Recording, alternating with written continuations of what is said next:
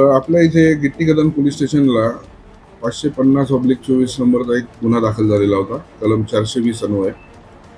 यातील फिर्यादीचं book publications म्हणजे जे शालेय पुस्तकं असतात त्यांचं उत्पादन करतात आणि विविध शाळांना म्हणजे नर्सरीपासून ते 5वी-6वी पर्यंतच्या पोरांना जे वर्क बुक्स असतात त्याचं ते प्रोडक्शन करतात आणि संपूर्ण महाराष्ट्रात त्यांची विक्री होते.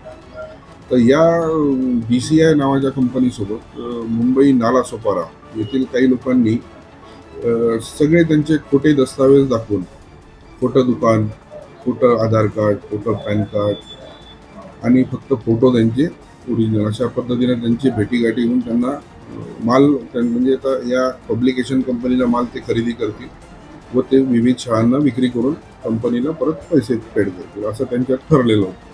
एक सर्वसामान्य नेहमीचा व्यापार.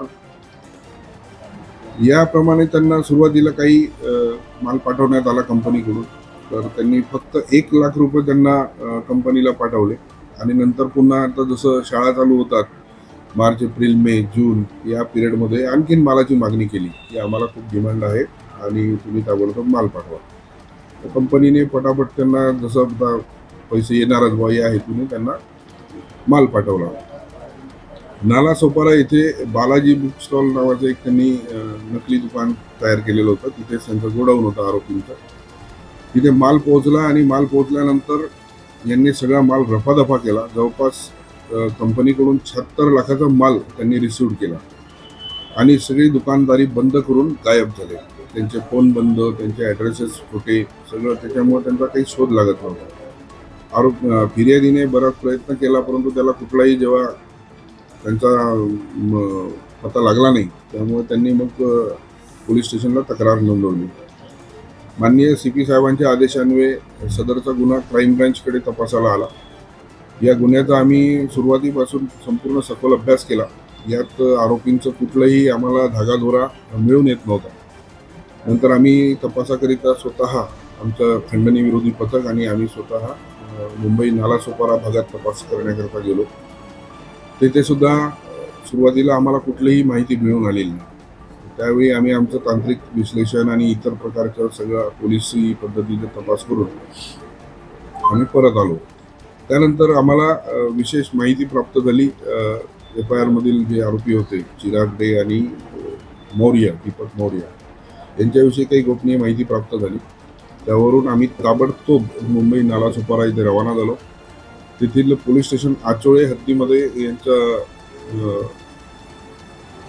रहिवासी काही जागा मिळून आल्या नेहमीच्या फिरण्याच्या. त्या ठिकाणी आम्ही व्यवस्थित सापळा रचला, ट्रॅप करून त्यांना ताब्यात घेतलं.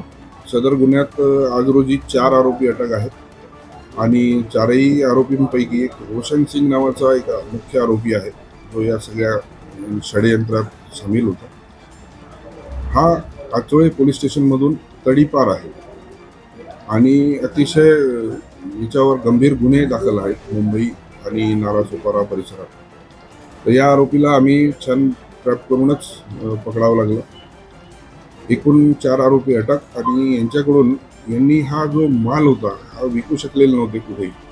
त्यामुळे यातला जवळपास 80% माल आम्हाला एका नालासोपारामध्ये एक वस्ती आहे प्रकाश नगर काहीतरी, जिथे सगळे नायजेरियन वस्ती आहे, ड्रगिस्ट वगैरे प्रकारचे लोक राहतात. क्रिमिनल गुन्हेगारी असणं पार्श्वभूमी असलेला भाग आहे. त्या भागात यांनी एका रूममध्ये हा डंप करून ठेवलेला होता. त्याचा सुद्धा आम्ही असा शोध घेतला. तिथून जवळपास आम्हाला 80% माल रिकवर केला. एका दुसऱ्या ठिकाणाहून सुद्धा शटर बंद करून ताला लावून गायब अशा ठिकाणाचा सुद्धा आम्ही शोध घेतला. तिथून सुद्धा आम्ही जवळपास एकूण मालापैकी 10% माल रिकवर करण्यात आम्हाला यश भेटलं. सध्या 4 आरोपी हे MCR मध्ये जेलमध्ये आहेत आणि सदर गुन्ह्याचा तपास अद्याप सुरू आहे. अजून 2-3 आरोपी आमचे याचा आम्ही शोध घेतो आहे. ते काही मुंबईतून फरार झाल्याची माहिती आहे, त्यामुळे त्यांचा अटक अजून झालेली नाही. आम्ही त्यांच्या मागावर आहोत आणि अतिशय माननीय CP साहेब, माननीय ॲडिशनल CP साहेब आणि आपले DCP श्री मटणीकर साहेब आणि ACP साहेब यांचे अमूल्य मार्गदर्शन आम्हाला यात लाभले व त्यांनी आम्हाला सगळ्या प्रकारे या तपासात सहकार्य केले, मार्गदर्शन केले. त्यामुळे आम्ही हा गुन्हा उघडकीस आणून आरोपींना अटक करण्यात आम्हाला यश भेटलं.